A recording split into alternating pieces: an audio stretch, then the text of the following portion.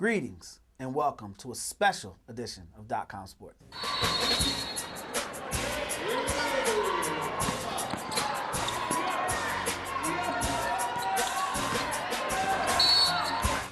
Greetings and welcome everyone to a special edition of ComSports. As always, I'm your host Kwame Fisher-Jones.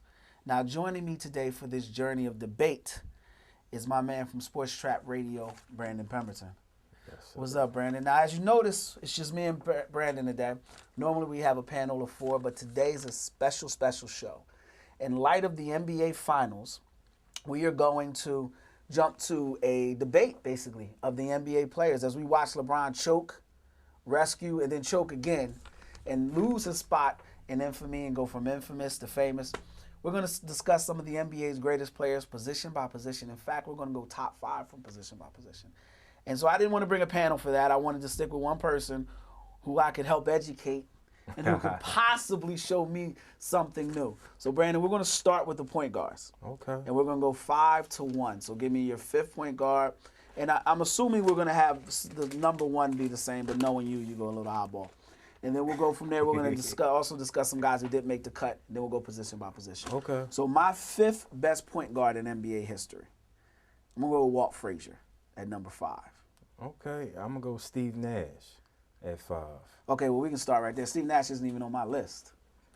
So how does Steve Nash make your list? It was a tough decision trying to figure out who it was a debate between him and John Stockton for me and Gary Payton at 5 for me. Those three guys. Yeah. All right, well, before we even go we're going to move on. Because Steve Nash wasn't even in the conversation. He was a one-way player. Okay. What about him made you think that he deserved to stand amongst the likes? So we at least know who's on the list. Yeah. We know Magic, Oscar, and Isaiah are on the list. Yeah. Depending, wherever you have them. What makes you think Steve Nash belongs in that picture? One of the best shooters of all time. Okay. One of the best playmakers of all time. Arguably. You know what I mean? 2-time MVP. Okay. Not a defensive player at all. I recognize that, but he doesn't spell defense. Pure point guard. He doesn't spell defense. Playmaker. Okay. Before we move, all right, just one question. One question for you. 2-time MVP who's never played in an NBA Finals. That doesn't mean anything to you. I'm just talking about player for player, not dominant players NBA make Finals. it to the highest level. All right, we'll go to number 4. Number 4, I got Jason Kidd. I have Jason Kidd. Okay, so we agree there. Number 3, I have Isaiah. I have Isaiah. All right, number 2, I have Oscar. I have Magic too. So who's your number 1? Oscar. Okay. To me, anyone that's followed me knows that I believe Magic Johnson is the greatest guard to ever play. So yes, that means over that dude. So, but I understand Oscar and his importance to the game. I understand his dominance in the game. So I'm not going to disagree. I disagree, but I respectfully disagree. Yeah. I believe that you can go Oscar over Magic. I don't believe you can go Michael over Magic, but I believe you can go Oscar over Magic. All right, now guys we didn't have on the list for me. Number 1, I didn't have Stockton on the list, and I didn't have Maravich, and you also didn't have Stockton and Maravich. Why did you keep them off your list? I didn't have Stockton. I actually had. I don't want to get to the next position, but I had Maravich more as a scorer guard. Mm-hmm. But he obviously, if you look at his Pennsylvania's own Pete Maravich, he was a combo guard, so he did a little bit of both. Like you could have put Oscar at the 2 guard. You could have played. Oscar played 1 through 3. Yeah. You know what I mean? We'll get to that later. Pistol Pete played a little bit of both. I had him. I put him in the shooting guard category. Okay. What about, so you actually chose Nash over Stockton and Frazier. That was a tough decision for me. It was tough. I'll save my steam for later on in the show. It was tough for me. That's tough. It was tough. I had Nash, Stockton, Frazier, Gary Payton. You know what I mean? Those guys. He's not even in the conversation. Gary Payton was good, man. Don't downplay how good he was. He was Gary decent. Payton was legit. He was legit. He was decent. He was a good first player. ballot. Self-made. That means nothing in the NBA because people talking about Manu Ginobili and Reggie Miller as Hall of Fame players. No, I don't think Manu Ginobili.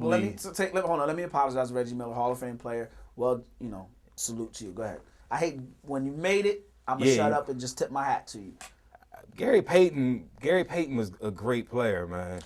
He was Great, really the greatest good defensive point guard of all time. I wouldn't say he was a better defender than Oscar. I actually would say I would say that I would choose Jason Kidd for his duration of his career. Yeah. You know, there was a span where Gary Payton, about 3, 4, 5 year window where Gary Payton was the best defender. But I would say from Jason Kidd for the duration of his career, I would say he was a better defender. I think he was a more versatile defender because you could play Gate. Yeah, you could put Kidd with his size at his prime. He probably was 215, 220 at 6'4", and he always from the day he came into the NBA could guard 1 through 3. Okay. So. All right, so basically the point guard list outside of I knew you were going to come with something with Nash. The shooting guard was hard for me. Okay. Because you obviously have your first, your second, your third. Everyone knows, who they're going to be depending on the order. When you get to 4 to 5, that's where it gets interesting. Yeah. So number 5 for me was Philly's own Earl Monroe. Okay. Jesus. Is he on your list at all? No. Okay. I'm assuming George Gervin's on your list. Yes. That's why. I struggled with the two as well. My thinking about it was I felt that Monroe gave you a little bit of defense where Gervin didn't give you much of any. True. And Monroe, it's going to sound crazy because Gervin was such a polished scorer, but I felt Monroe could go out, was a more fluid scorer. Yeah. Could go out and get you those crunch buckets. Not saying Gervin couldn't, but if I had to choose between the two, I'm going to go with him. And it just could be one of the things, just could be that I lived in the Philadelphia area, so I've heard more stories about Earl Monroe than George Gervin. But I'm not. So you got Gervin at 5? No, I had Pistol Pete at 5. Okay. All right. And so give me. So I got Drexler at 4. I had Gervin 4. West at 3. Yes, West at 3. Kobe and Jordan. Yeah. All right. The name that both of us left off, and this is why I kind of speed through that. Allen Iverson, nowhere on this list. I mean, it was tough to leave him off of it because if you look, not so tough for me, but go ahead. If you look at his individual career, what he did from rookie year, he had a span 8, 9, almost 10 years when he just was a flat out scorer. Yeah. But I'm not going to leave out the fact that he could have been a great on-ball defensive player with his athleticism, and he decided that he didn't want to be a great on-ball defensive player. But oddly enough, you put Steve Nash on your list, who was just as hard on defense. I would even say putrid. Steve Nash wasn't the athlete that Iverson was. Iverson could have been a great on-ball defender. Great feet, great speed. So because AI, he could have been a hound on a point guard. Steve Nash didn't even try though. Steve Nash didn't even try. AI had when he was in college and he had a coach that pushed him. He played defense. He was 2-time Defensive Player of the Year for the Big East. So I definitely would say that AI gave you defense from time. I don't like bringing up the steals because that doesn't indicate that's defense. That's an overrated steals stat. And blocks are not what makes a good defensive player. But to say AI was a bad defensive player, which is pretty much not as bad as Nash though. Yeah, so that's why I don't want to say. But Nash makes you look. Why? Because if you throw the toss up between the two, two different positions we talking about here. You could slide AI to the point if you want. I wouldn't put him on the lead guard. Okay. Yeah, I wouldn't put him at the lead guard spot. I give you that. But then again, I wouldn't say Nash was the scorer that Iverson was. No, not close. So I mean, not close to the shooting guard. Okay, so I'm kind of aiding you in your argument here. For me, I left AI off for 2 reasons, and it's number one, he didn't play defense. Number 2, he didn't play defense. Number 1 is accountability, and it's not the accountability for him. When I look at these 10 players, aside from maybe Monroe, all were and Drexler, all were tremendous leaders, and they pushed not only the people they played with, but they pushed management. Yeah. And Allen never did that. He never held Larry Brown's feet to the fire. You need, it should have been a misunderstanding of epic proportion why you let Paul Pierce walk, why you let Morris Peterson walk, why you decided to go with Greg Buckner over Chauncey Billups. I need to know now why those moves were made. I need to know why, you decided to go with Keith Tim Thomas over Keith Van Horn, then come back and bring in Keith Van Horn. I need to know immediately why these decisions are made, and he never did that. He took the gruff that gave to him because as long as he was getting his check, as long as he was getting fame, and as long as people were saluting AI, he never really saw the big picture. Yeah. Paul Pierce is the difference between being Steve Nash and being an NBA champion. Yeah. And if you bring in Paul Pierce to go along with, well, I'm not going to rehash that, but Larry Hughes over Tracy McGrady. When you hear these moves and you're the team's best player, heavy lies ahead that wears the crown. You have to stand up and say, you know what? I need to get more help. And Eric Snow ain't the help I want. George Lynch ain't the help I want. He never did that. And to me, that was the number one reason why I won't have him on my list. Now, I want to do this, taking out position, shooting guard, point guard. Okay. Just guard. Mm-hmm. I have my top 5 guards in specific order. I have Kid number 5, Oscar at 4, Kobe Bryant at 3, Michael Jordan at 2, and Magic Johnson at 1. Okay. If I had to go from 5 to 1, I probably would go. If I was going to say 1, I'm definitely going to Jordan 1, Magic 2, Kobe 3, Oscar 4, and Isaiah 5. So you're going Jordan. What number you have, Jordan? 1. 1. And where you got Magic? 2. 2. Kobe, then Oscar, then Isaiah Thomas. I think when history's done, I think Kobe Bryant will be viewed more favorably, if I said that correct, favorably than the way he's viewed now. Yeah. LeBron has taken over the mantle as the most polarizing player. Mm-hmm. I believe that was a mantle Kobe held for quite some time. And I used to ask people when I was in LA who didn't like Kobe, or people in general who don't like Kobe. I can't stand Kobe. But what part of his game don't you like? Yeah. Not personally. What part of his game don't you like? Well, He always stumbled over words. So to me, it became evident that it was a personal thing. Yeah. And I think the further we get away further he gets away from the game, the more people will appreciate what he did. Kobe Bryant would be a great story because if you look at it, the first guard to come right out of high school, the first guard to come right out of high school and play in the NBA, that was never done before Kobe. And even LeBron is 6'8". I believe Kobe's 6'7". So because when he first came in the league, he still was 17. He was 6'5" at the time, and he grew 2 inches during his first 2 or 3 years in the league. But to go and deliver and to play the role he played on that first championship series with Shaq, he was their second best player and played the second best player. Yeah. And then become the man and lead another team to the NBA Finals. And I want to say they went to 3 straight NBA Finals.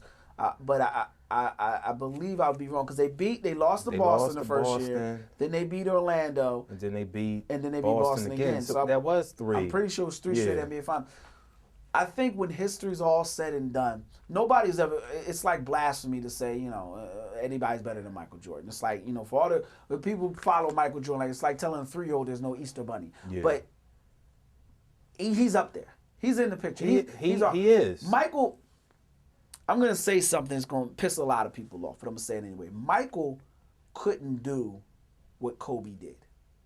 I don't know if Kobe could ever score the way Michael did, the 80s Mike. Yeah. Not the 90s Mike, the 80s Mike, who had the illest pull-up you'll ever see. Yeah. His pull-up was crazy. 37.1 and 1 for the whole season. But I don't think Michael would ever have the mental wherewithal to be a facilitator the way Kobe was in the early part of his year, to get the ball. Yeah, they beefed, but overall, through the duration of his time with Shaq, he deferred to Shaq. He was willing to go ahead and play second I don't think fiddle. Michael could ever do that.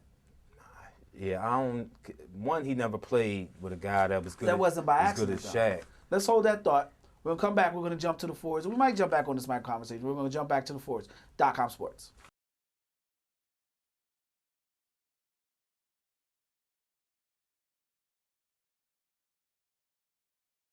Welcome back to .comsports.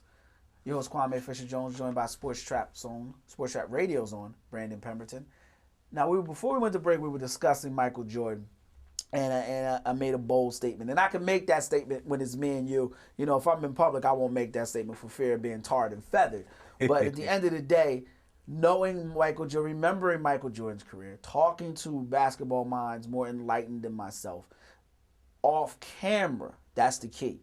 You talk to a lot of basketball people on camera, they're going to say Michael Jordan's the greatest player ever. Turn that camera off, take that microphone away, you'll hear Bill Russell's name a lot more than you'll think. You'll hear Magic Johnson's name a lot more than you think. I stand by that. I believe Michael he wasn't in him to defer. Like the Dream Team, the greatest team ever assembled. True. But if that team was to play the most recent Dream Team, the one that they said would beat them? Yeah. And I actually agree. Was it 2012? I agree. Yeah, I agree with them. I agree that 2012 would beat them because of two reasons. They didn't have anybody who could guard their point guards. People forget John Stockton was coming off a broken leg. And Magic had AIDS. Not to be disrespectful, but he did. He had the monster. None of them were going to be able to keep up with Chris Paul. None of them would have been able to keep up with Deron Williams. And nobody would have been able to guard LeBron. And Scottie would have struggled covering Kevin Durant because Kevin Durant, once he steps in the gym, he's open. Yeah. So I think that would have hurt Scottie. So now, but the big advantages that Dream Team had, that Michael Jordan team, was Michael Jordan and David Robinson. And I don't think Mike would have deferred to David. I mean, they had David Robinson. They had advantage inside at the 4 and 5 period.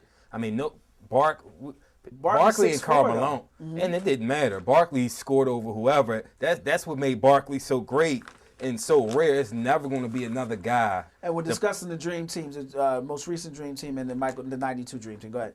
It's never going to be another guy at Barkley's size to do what he did. Like, that's a one-in-a-lifetime thing. 6'4", 7-foot wingspan. Came in the league at 300 pounds and still was outrunning everybody up and down the court. Could handle the ball. Could pass it. Could score. Okay. Karl Malone. Who's going to check Karl Malone? I agree with you, but see, here's where the matchup gets crazy, though. Who's going to check Carmelo? See, now you got Karl and Charles on the floor, right? So they got to defend, too. And they got to defend Kevin Durant and Carmelo. I mean, Drexler was an underrated defender in my opinion. You only got 5 on the floor. So now you got Drexler, Karl, Barkley, Matt, it depends on who Michael. You're going to have. Give me the 2012 5, and then I'll put a 5 out there. Okay, with I'll him. give you a 2012 5 right off the bat. I'll give you Chris Paul, Kobe Bryant, LeBron James, Kevin Durant, and Carmelo Anthony. That's my 5. That's the 5. You're going to go with a small 5. I'm going with a potent small 5 that's going to give me effort defenders and guys that will create matchup nightmares. Because I know, and you're going to be stubborn as a 3-legged mule and tell me, well, I'm going to go this snap. But you and I know you can't trot out Karl Malone if you got that 5 on the floor. No, you can't. I mean, you're forced not to. Exactly. You know what I mean? But on the other end, they still going to have, if you got Malone playing a 5, I mean, which one of those guys is going to check Malone on the other end? Legitimately checking. No, they can't. Because Malone was a damn stud. Yeah, they can't. But my question is, Karl has to defend. It's a mismatch on both ends, though. A legit, because, you know what I mean? You playing LeBron at the 5, it's obvious he's going to take him out. I wouldn't play LeBron at the 5. I'd actually have to stick Melo at the 5. Either or, Melo or LeBron. Yeah, that's what I was both of them's going to face him up at 15 and shake him up and go by him. You know what I mean? Without a doubt. Without batting an eye. The best opportunity to guard Carmelo Anthony or Durant was either Pippen, because at the time, he was the best defender in basketball. All time. I would agree with you. He's arguably the greatest defender. And Clyde Drexler was a decent defensive player. So who's your 5 you have on the floor then? Because you threw Drexler out there too. So who's the 5 you have on the floor? If you're going to put that lineup out there. That's the lineup I'm rolling with. I had to go Pippen, Drexler, Jordan. Okay. See, just the fact you got to think. Yeah, because tells you that I have an advantage. Because honestly, by them leaving Isaiah Thomas off of that team, you don't have a matchup for Chris Paul for a small guard. And it creates not only a matchup problem, that's the beauty of basketball, because you can't argue. It's easy to create this facade. Who's the greatest player of all time? But the fact of the matter is there is none. It's all about your preferences, like skinny women, fat women, vanilla or chocolate. It's what your preference exactly. is. Because you can't, ideally, if you're building a basketball team, you start with point guard, you start with center. Yeah. It doesn't matter who, you know what I mean? And everybody say, well, you give me Michael Jordan, whomever you have. People forget, Michael Jordan had the greatest coach of all time. It's not even the greatest coach of all time, who won, 5 rings without Mike. Exactly. And he had arguably the greatest defensive player of all time on his team. The first time around, then he had the greatest defensive player of all time, and he had one of the other top 5 or 10 defensive players. When you bring Rodman in the picture, people forget what Rodman did when he was in Detroit. Yeah. He guarded Jordan in the playoffs. He guarded Larry Bird. Yep. He guarded Magic Johnson, Dominique Wilkins. He checked the best of Kevin the best. McHale. Yes. Let's jump real fast before we take another break. I want to do let's go with center because I think that's the least argumentative because I think we're gonna get into it about small forward and power forward. So let's go with center. I want you from 5 to 1. I went, and I know people, especially the old heads, are gonna go crazy. You about to say Bill Russell at 5, aren't you? I had Russell 5. Go ahead. Shaq 4. Elijah Wow. 3. Jabbar 2 and Chamberlain 1. Spoken like a true Philly boy. All right, so obviously you got. So I knew you were gonna put Wilt 1 or 2. So just to put it in perspective, I have Shaq 5, which was hard because I wanted to go with Uncle Moses, but I'm gonna go with Shaq 5, Hakeem 4, Wilt 3, Cap, Kareem Abdul-Jabbar at 2, and Russell at 1. Now we got to talk about this. Why is Shaq ahead of Bill Russell? Because if I put them on the court, player for player, we talking about just best individual player right here, right? That's the case. Hakeem is going to win that. He's going to beat everybody. If you're going to go full court Goliath against Goliath. Bill Russell, he won 11 titles, 15 points a game, 22 boards a game. Do you understand why he did 15 15 points? You understand why you had 15 points a game, though? I don't understand why he shot 44% from the field. I'm going to put that in perspective. All right, coming back on the other side of break, I'm going to see. This is why I said I'm going to educate you. Because first of all, and I love Bill Russell. You know, I don't think you do. He's the greatest winner in sports. I think your Sixer bias is showing here. Sixer bias? Yes, your Sixer bias. Wilt Chamberlain number 1, obvious Sixer, obviously Homer. When we come back, we're going to talk about Bill Russell. .comsports.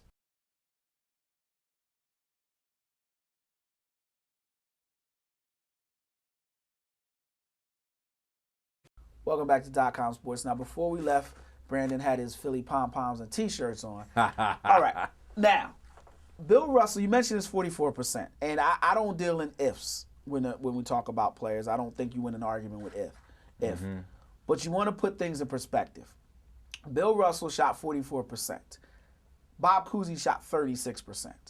So you put that in perspective. He shot better than his point guard, about 8 percentage points better than his point guard. Now, that percentage, I cannot defend it, but what I can say is his game was not a fluid scorer. He was a guy who scored mostly on putbacks and easy layups. But what made him one of the better offensive players is he did the things that you teach in basketball camp. You teach fundamentals as far as setting screens, as far as slipping through a screen, as far as making the pass that leads to the open shot. So one of the things I always tell people to look at when you talk about Bill Russell is look at his assists. You'd be astonished at where he sits all time as far as assists. He averaged 4.3 a game. I'm talking about cumulative. You realize he's within within 1,000 assists of Michael Jordan, one of the greatest scorers of all time. And the reason why I bring that up is because the way he played was an unselfish style of play. So the field goal percentage is a valid point, but you have to put it in perspective as a totality. He also created what is commonly known now as the fast break through his rebounding, outlet passing, and block shots, which is something still can't be done. You know, they created rules to stop Bill Russell as far as the rebounding rules. They had the 3 seconds in the lane for Wilt, but they shrunk the paint for Bill Russell. You know, goaltending was obviously created because of Bill Russell. So when they create rules to stop you instead of creating rules to help you, that should be taken into consideration. And you mentioned how many Hall of Famers he played with. Casey Jones, I think, averaged 8 points a game in college. All right, that's fine. Russell Westbrook didn't average double digits in college either, and he an all-star now in the NBA. That's true. I mean, the college game and pro game is a different thing. Russell Westbrook, and that's a great point. But what I would say back to Casey Jones is he thrived in an offense with Bill Russell because it got him more possessions. Russell Westbrook thrives with Kevin Durant because Kevin Durant, that defense shifts to Kevin Durant. And he also worked on his game. I was going to say but I was also going to say multiple possessions helps him. So when I look at Shaq, one of the biggest things that disturbs me about Shaq, he wasn't a great rebounder. For all his dominance, he wasn't a great rebounder. You know what? And I think his first 4 or 5 years in the league, maybe 6 years, he was a better rebounder and defensive player. And then as he got into, what was the prime of his career, his offense got better, but his defensive rebounding lacked. I mean, his second year in the league, he had a game when he had 20, 15, and 15. I mean, he had games in his first 3 years where he had 10 blocks probably 4, 5, 6 times. And later on in his career, for whatever reason, I don't know. He focused on scoring. He could have been a dominant defensive player. He should have been a better rebounder. I wouldn't even say defensive player because I think the game today wasn't tailored to his defensive strong suit. But rebounding, there's no excuse. Tim Duncan's a better rebounder than him. Yeah. And people, when you say, but no, we're talking about the numbers suggest it. I mean, you could argue. But you watch him play, You could argue Barkley was a better rebounder than him when Barkley averaged almost 5 offensive boards for the career, almost 12 overall. Well, speaking of Barkley, all right, so we obviously the center is something, we could spend a whole show talking about center. I want to ask you a question because you mentioned Wilt number 1. Yeah. As a Philly dude born through and through, I want to ask you a question. I want your honest answer. I want the first thing that hops in your mind. Who's the better all-time Philly player? Wilt Chamberlain or Kobe Bryant? I mean, I seen Kobe. I played against Kobe in high school. A lot of people have. You know what I mean? I tell people all the time, I never in my lifetime would have thought that he was going to turn out to be one of the top 3 to 5 players of all time, arguably. Remember when it was argued? Remember people argued about Donnie Carr was better? I was at the game. Yeah, I was at the game, and it was epic. I mean, Donnie Carr was from South Philly. He was Philly's own. Went to Roman. Let me enlighten people. Roman Catholic versus Lower Merion High School was a big game at the time. Donnie Carr was Lester Earl was the number 1 player in high school that year. Kobe was 2. Donnie Carr was in the top 10. I want to say top 10. Like top 10, 15, somewhere. Richard Hamilton was out somewhere in the cuts where the cows are. But it was that game was one of the epic games ever. But go ahead, go back to your point. Yeah, it was at the Palestra, and that's what everybody came to see. Kobe had just came back to Philly from living overseas or wherever he was at. And his first year at Lower Merion, and then his first year coming back to Philly playing in the Summer League, 16th Street, it kind of took him a time to adjust because he wasn't used to physical style, and then seeing guys 6'8", 6'9" who can handle the ball. But he adjusted quickly. He adjusted very quickly because not only did he went from 11 to 12th grade, that game him and Donnie Carr played, it was epic. It was at the Palestra. Kobe showed his behind, and then a week later, he kicking Jerry Stackhouse ass at Sixers practice. Yeah, and that's something that has not been documented, but it's one of those stories around Philly that everybody talks about. The Sixers at that time were abysmal. Jerry Stackhouse was the 3rd pick in the draft that year. Coaches John Lucas, they bring in Kobe Bryant as a senior, and he is giving it to Jerry Stackhouse daily. Stories were all over the news, all over the streets. And the rumor was, and I don't know, how if this would have happened, but if John Lucas remained the coach of the Sixers that year, because he was fired that offseason, Pat Crucci comes in, brings in Johnny Davis. Johnny Davis, the coach, and Brad Greenberg as the general manager. They draft Allen Iverson. If John Lucas remains the coach, he was going to trade Jerry Stackhouse and get that number 3 pick to draft Kobe Bryant. Yeah, if Lucas was there, whatever pick they had, they were going to take Kobe. Well, no, they were going to take Allen and Kobe together. Because Croce wanted Allen. And when Kobe found out he wasn't going to Philly, then he wanted to go to L.A. and Yeah. But he wanted to go to Philly. And just think about, they wouldn't have lasted. All right, so it definitely wouldn't have worked. We got to go back. It's basketball memory lane. All right, so we're going to start off with small forwards, and this conversation is going to continue. So I can't believe you have Wilt number 1. That's so cliche. I mean, it is, but, I mean, I think his game is just era transcend. I mean, he could have played in any era. He could have played with Elijah. Kareem, though? You know, I love Jabbar, and I think Jabbar. Hold on to that thought. We're going to come back. I'm going to beat him down on this one. ComSports.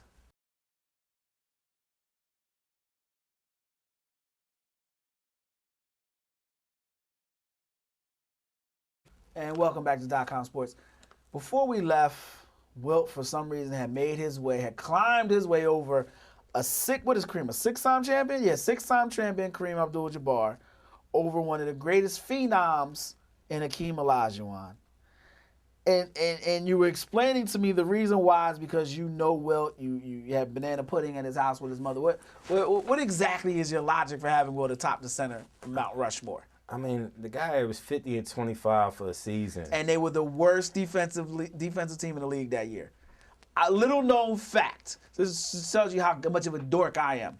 Well, that year Wilt had that ridiculous season on the offensive side of the ball. His team gave up the most points in the league that year. They were the worst defense. Explain that to me. It's a walking conundrum. I can't explain it. Obviously, they didn't play good team defense. Well, there were stories about Wilt not even crossing half court sometimes.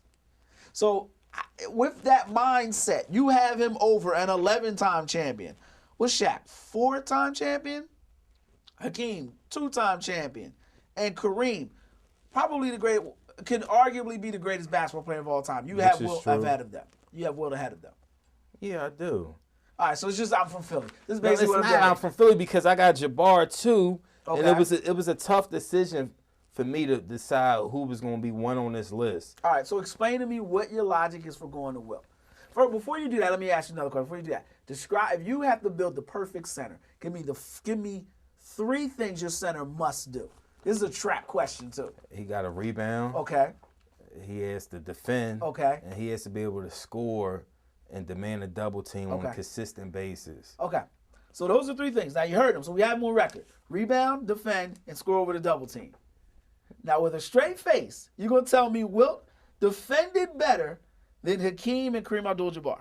Olajuwon's the best defensive center that ever played basketball. Okay, so we'll 3,000 blocks, 2,000 steals. It's not a question who Olajuwon was the best and most versatile defensive center ever played. So what you're telling me is Wilt's rebounding and his offense was so much better than everybody else that you were willing to bypass the defensive deficiencies. I think at his size, 7'1", 270, which they hadn't seen before at that time. And still haven't seen an athlete like Wilt. Yeah, track star, high hurdles. Ran a 40 and a 4.6, 4.7. Benched almost 400 pounds. I mean, the guy, outside of being able to play, was a freak athlete as well, which I always felt as though if he played 80s, 90s, if he played now, you know what I mean, he would be able to play wherever.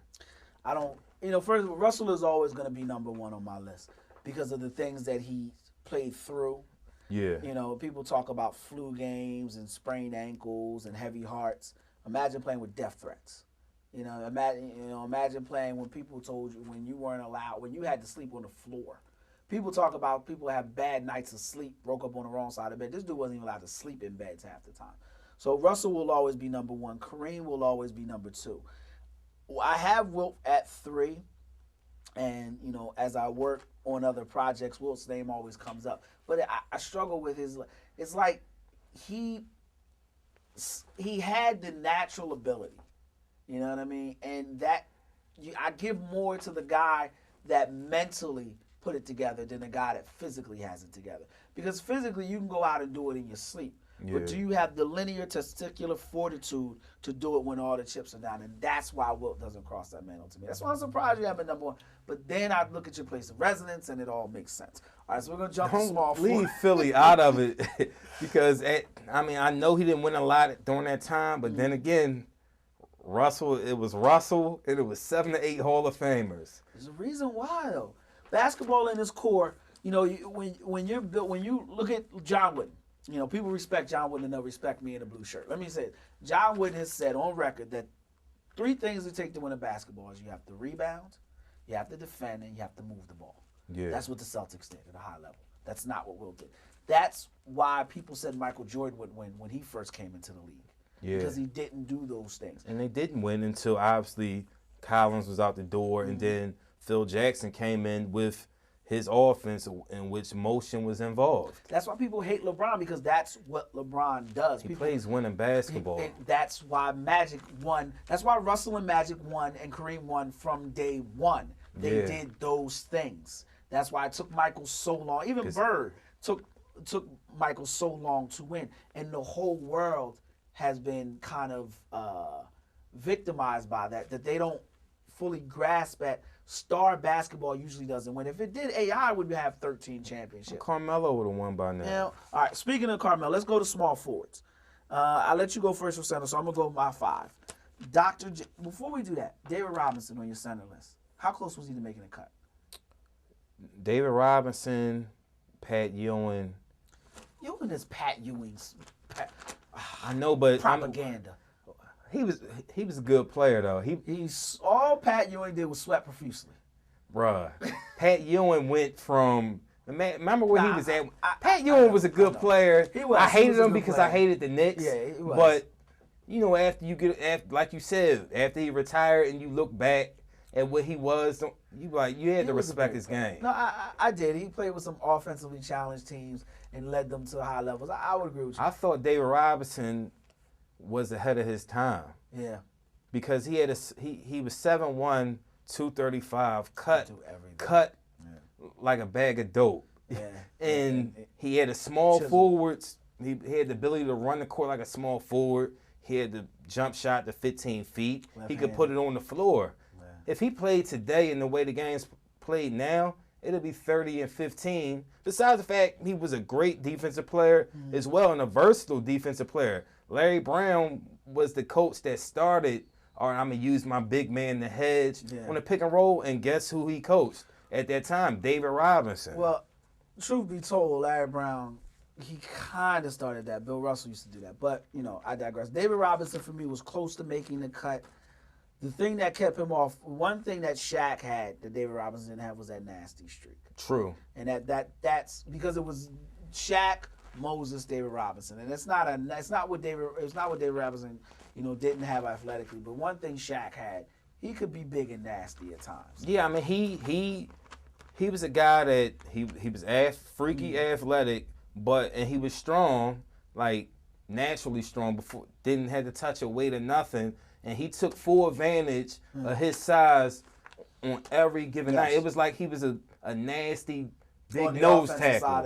It was like he was like Ted Washington when Ted Washington or Vincent Woolfolk now. Yeah. Every time Woolfolk gets out there, he imposes his size on the person. And Shaq, in his prime, from the day he came into the league, he knew there's nobody else big as me. They can't jump as high as me, and they can't stop me from turning the shoulder and dunking a basketball. And that's what he did. He imposed his physical will every night.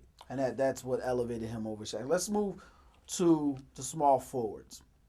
My 5, Dr. J 5, Elgin Baylor 4, Scottie Pippen 3, LeBron at 2, Bird at 1. Okay, I got Rick Barry 5. We were going to talk about Barry. Go ahead.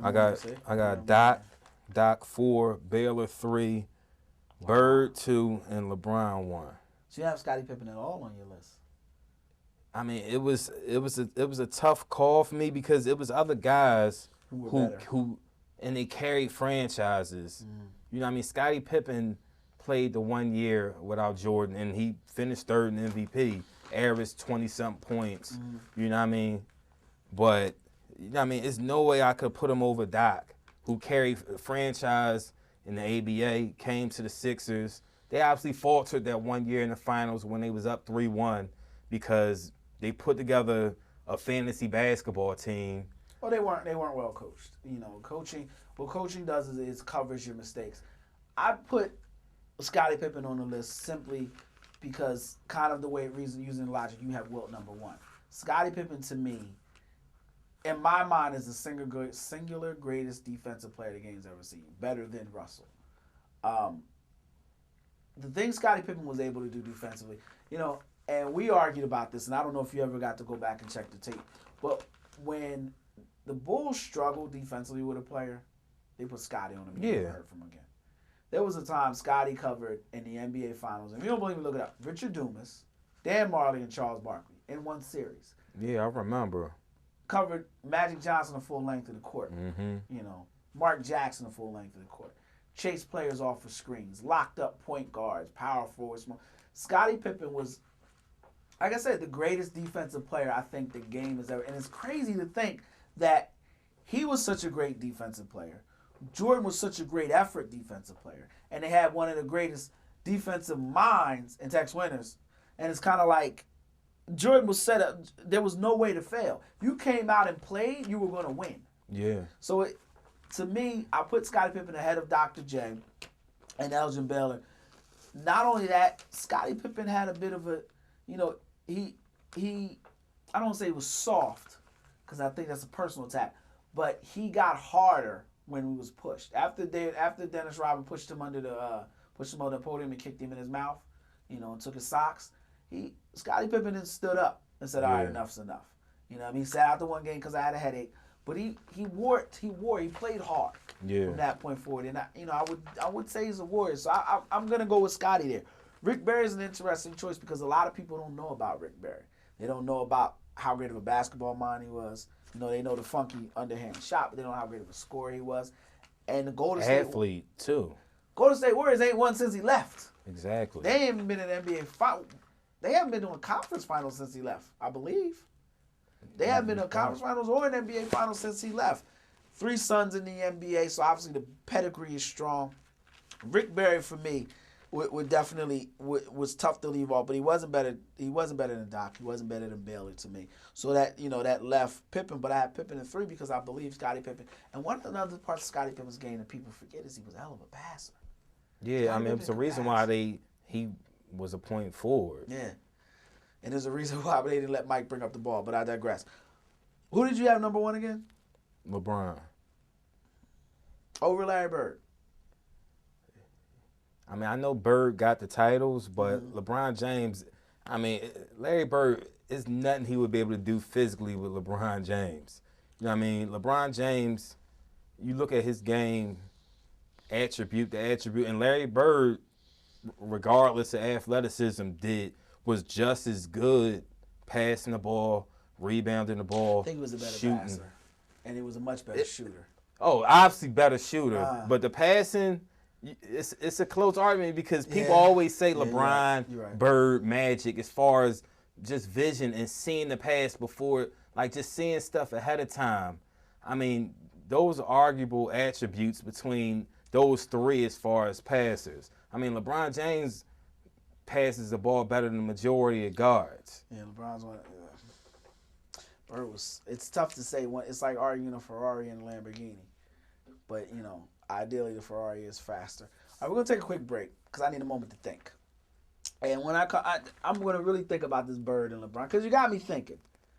But I'm gonna go with Bird off of will. Okay. My favorite toughness. Word, not toughness. Testicular fortitude. That's a PC way to say he's got a bigger pair than LeBron. Yeah, in clutch situations, definitely. Not just clutch situations. Larry Bird, was LeBron a 3-time MVP? Yeah. Okay. Not. I'm talking about consecutive. Yeah, he won the last 3. You have Larry Bird, Bill Russell, and now LeBron James. The only players in NBA history, and the NBA is a fairly young league, to win 3 consecutive NBA MVPs. I look at who, we're going to come back after break, and we're going to talk about that because I want you to think about who Larry beat to win those MVPs. Think about those names and think about who LeBron beat to win his MVP. All right. Because Carmelo Anthony's in that conversation. Yeah, exactly. ComSports.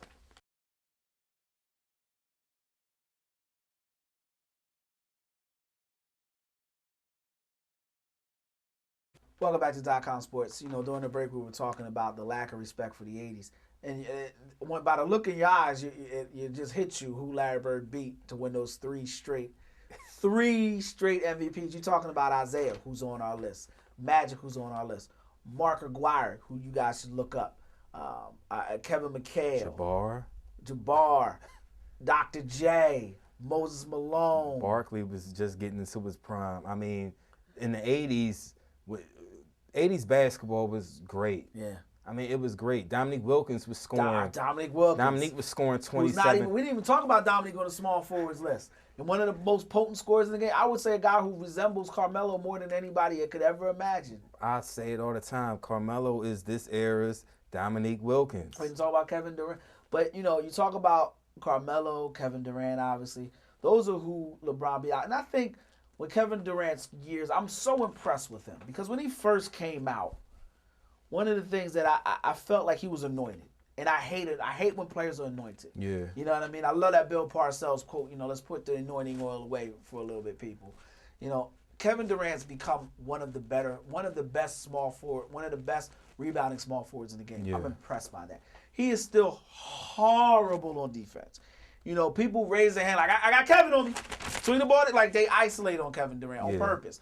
But the one thing Kevin Durant gives you is an effort. He's an effort defender. And but I wonder where he'll rest when his career is over with. If he continues to work the way he's going to work, he'll be probably one of the game's most great. He'll probably be the greatest scorers. Right now, I wouldn't say he's one of the best small forwards ever. But I look at who Larry Bird beat, hands down. Whoever you are, whatever era of basketball, he beat the one or two greatest point guard in the game. Mm-hmm. Or two of the top 5 point guards in the game. He beat two of the greatest centers that ever played the game. Not just to win NBA titles, but to win the MVP award. Yeah. That says something to me. Definitely. He was one of the first guys to shoot 90, 50, 40, I believe. 90 from the line, 50 from the field, 40 from the three. I think he might have been first, or it might have been Pistol Pete, because one year Pistol Pete shot 50, 63 from three, and then like 92 from the line. I think, though, go ahead. I think it might have been like the first, because remember, Pistol Pete was already shooting from deep before it was one. So when the first year of the line that it was invented, he shot 63%. Yeah. And that record's never, it's just never going to be broken.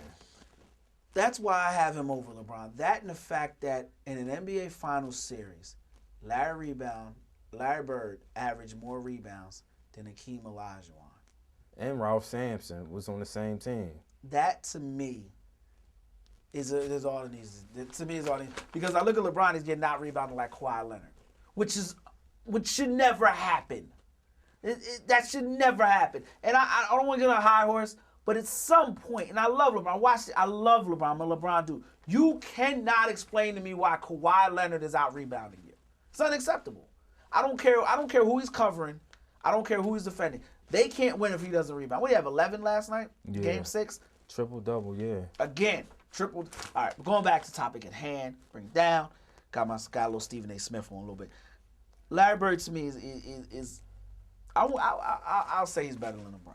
And LeBron, I don't care. LeBron wins 9 NBA titles. If I'm going player for player, I'm going to go with Larry over LeBron. Just the 90, 50, 40, and the fact that he did whatever it took. And not saying LeBron doesn't, but Larry did it from game 1 in the Eastern Conference first round of the Eastern Conference playoffs.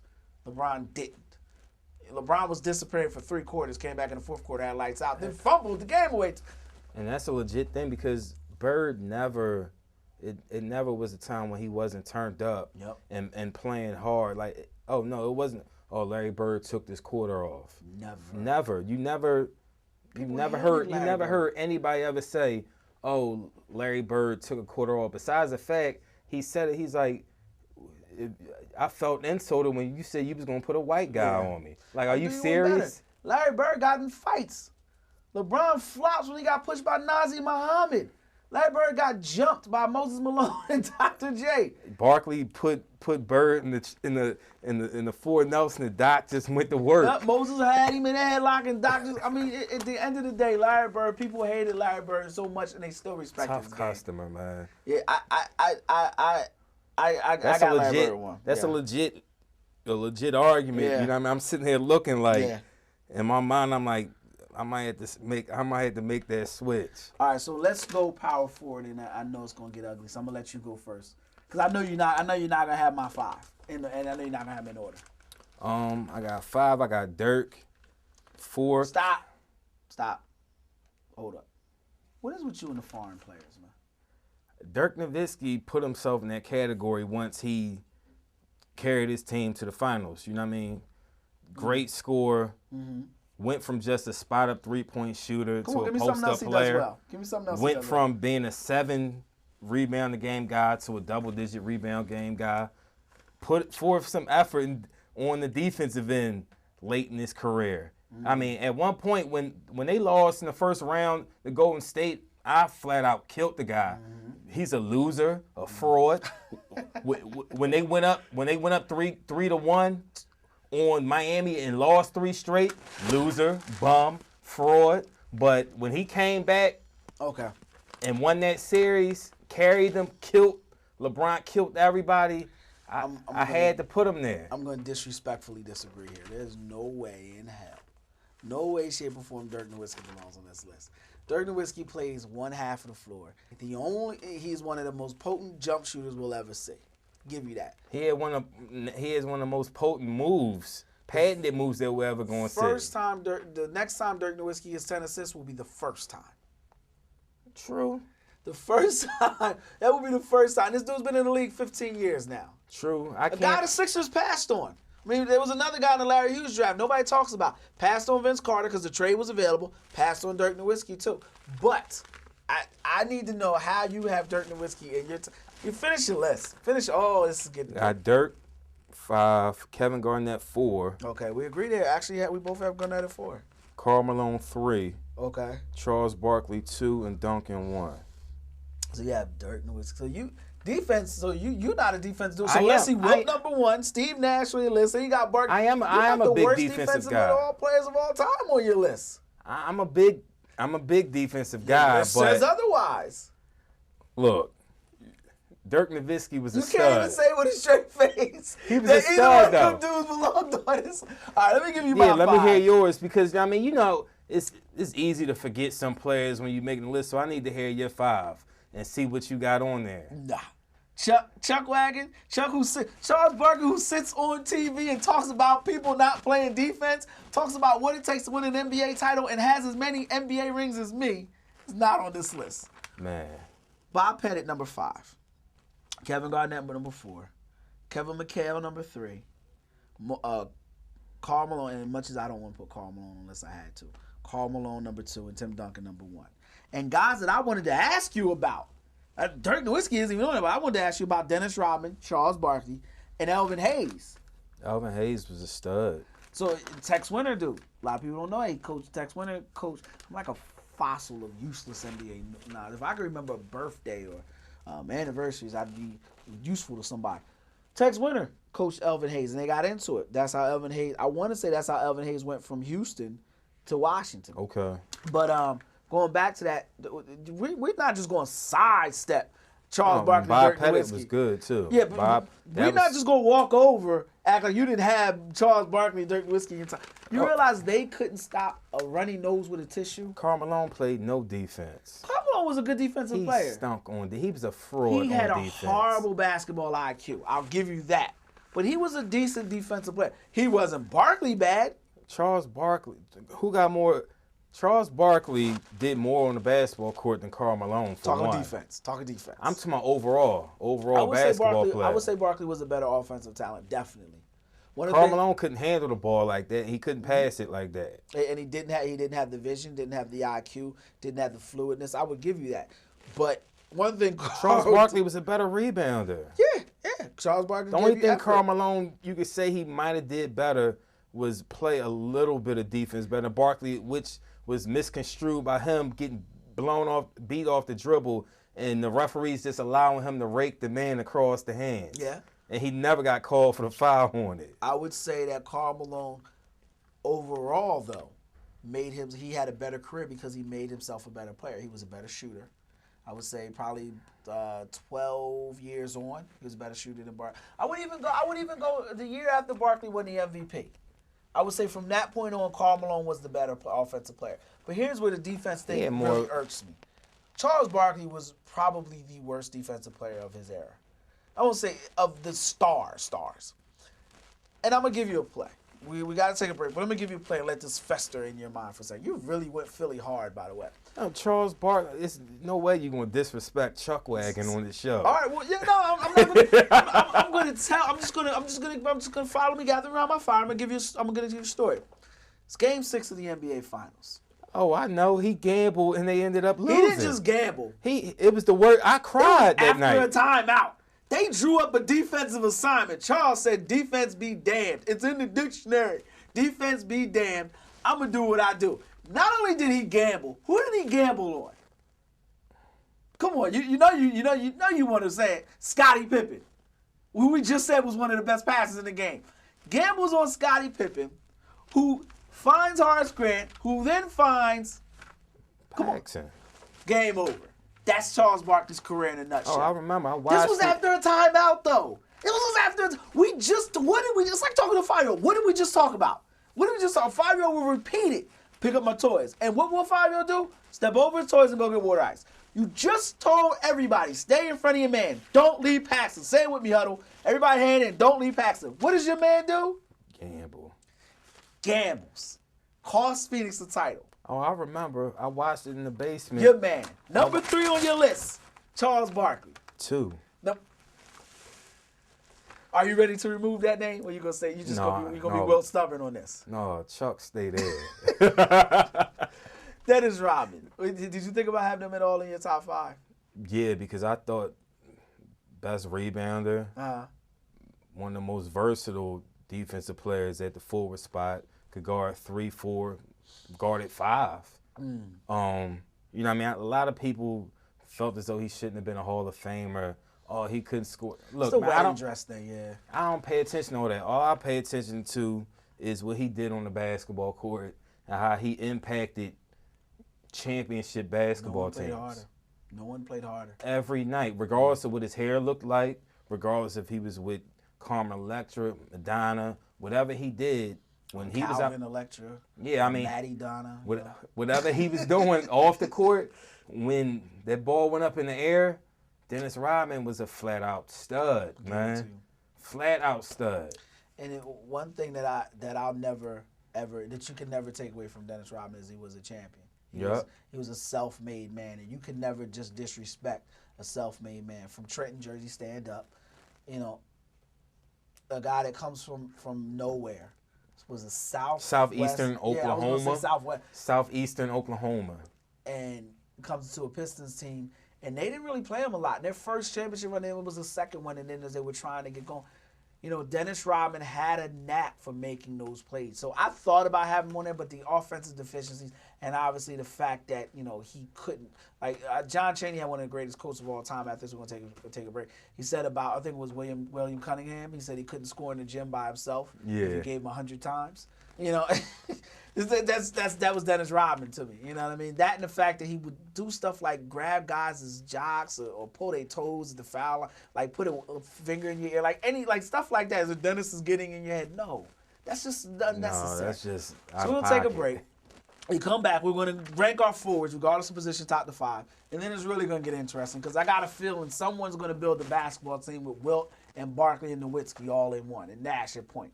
.comsports.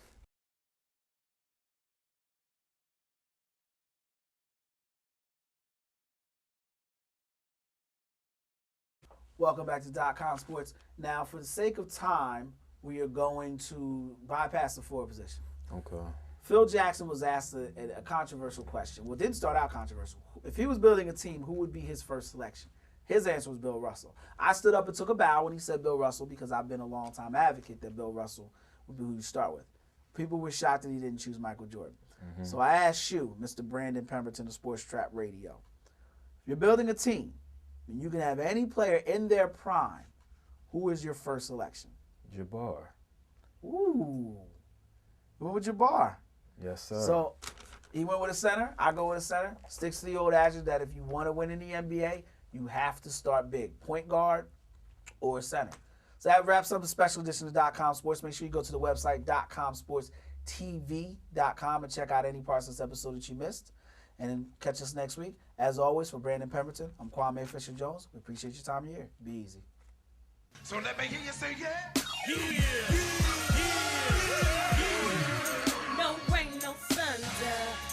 Everything's like summer. The storm is over. Today is your day.